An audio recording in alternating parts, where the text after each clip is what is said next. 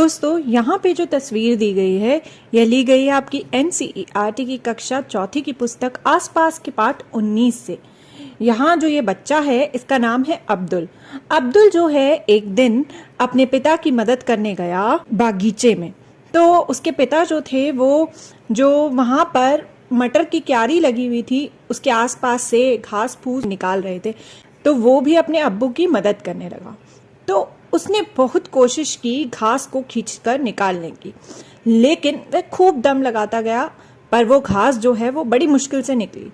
थोड़ी सी घास निकाली और उसके हाथ तो लाल हो गए उसको खींचने में। और एक बार तो यह हुआ कि उसने इतनी जोर से घास को खींचा कि वहां पास में लगी एक डंडी थी जिस पर मटर की बेल लगी हुई थी, वो डंडी जो है वो निकलकर गिर गई, पर घास जो है वो बड़ी मुश्किल से निकली।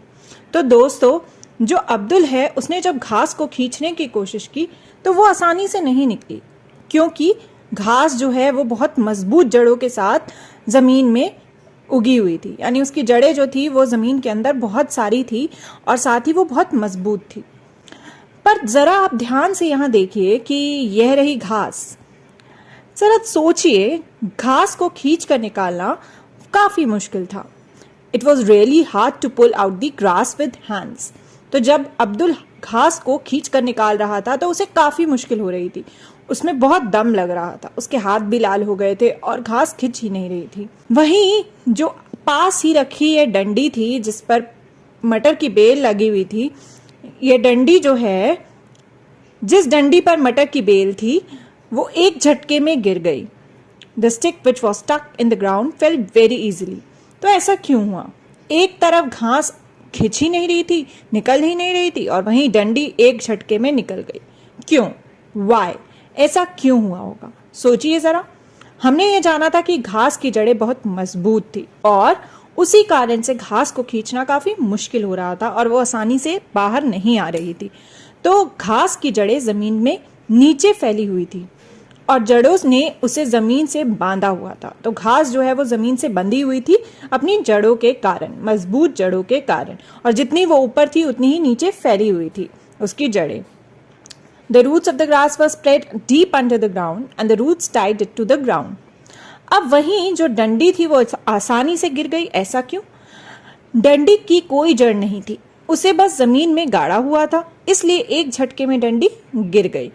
The stick had no roots, it was just stuck in the ground, so the stick fell easily. इसी कारण से वो आसानी से बाहर निकलकर गिर गई, क्योंकि उसकी जड़ें नहीं थी और उसे जमीन में सिर्फ गाड़ा हुआ था, तो आसानी से वो गिर गई, जबकि घास निकल नहीं रही थी। तो दोस्तों हमने एक बात तो जानी कि जो पेड़ पौधों की जड़ें होती हैं, घास की जड़ें हमने देखी, इसी तरह से और पेड़ पौधों की जड़ें भी होती हैं जो जमीन के नीचे होती है, तो वो बहुत ही मजबूत होती हैं। तो वो जो जड़ें होती हैं वो क्या काम करती हैं? जड़ें पेड़ पौधों को जमीन से बांधे रखती है, जैसे घास की जड़ों ने बांधे रखा था। The roots keep the plants tied to the ground. तो इसलिए जड़ें होती हैं बहुत ही इंपॉर्टेंट। सोचिए, अगर घास की जड़ें ना होती तो जैसे ही हवा चलती तो घास तो उड़कर चली जाती। जड़ें ही तो हैं जिन्होंने घास को जमीन से बांधा हुआ था। इसी तरह बाकी पेड़ पौधों की जड़ें भी जमीन से उसे बांधे रखती है। अब जरा यह है पेड़, देखिए। यह पेड़ जो है, हवा का एक झोंका आया जिसके कारण उसकी एक टहनी जो है एक पत्ते के साथ नीचे गिर गई। अब कुछ दिन बाद यह जो पत्ता है, यह जो टहनी है, छोटा सा टुकड़ा है टहनी का, वो सूख गया और वो सूखकर हरे से और किसी रंग का हो गया। जरा सोचिए दोस्तों कि ये जो पत्ता था, ये जो पेड़ से अलग हो गया था, ये सूख क्यों गया? ये टहनी भी क्यों सूख गई? वो हरी क्यों नहीं रही?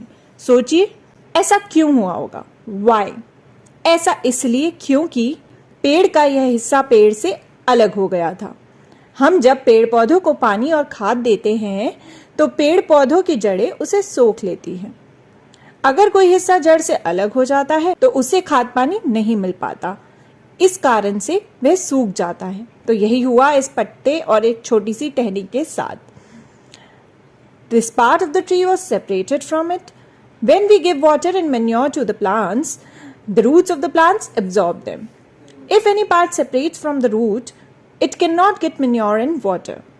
Due to this, the separated part dries up. तो इसी वजह से the separated part of the plant dried up because it was separated and वो रूट से अलग हो गया था। अब जरा हम अब्दुल को देखें, जब उसने घास खींची थी तो यह जो डंडी थी इसके साथ साथ बेल का एक टुकड़ा भी जो है अलग हो गया था। मटर की बेल का जो टुकड़ा था, यह मटर की बेल का टूटा हुआ हिस्सा भी कुछ दिन बाद सूख गया होगा।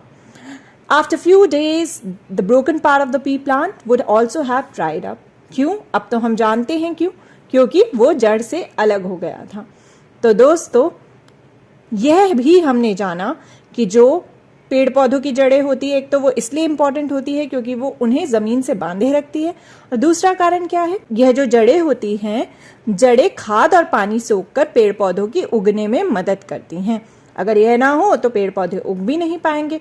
इसी वजह से जो हिस्सा अलग हो जाता है जड़ों से तो वो सूख जाता है।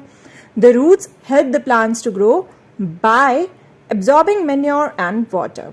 तो दोस्तों, हमने जाना कि जड़ों की अहमियत क्या होती है, इंपॉर्टेंस ऑफ रूट्स।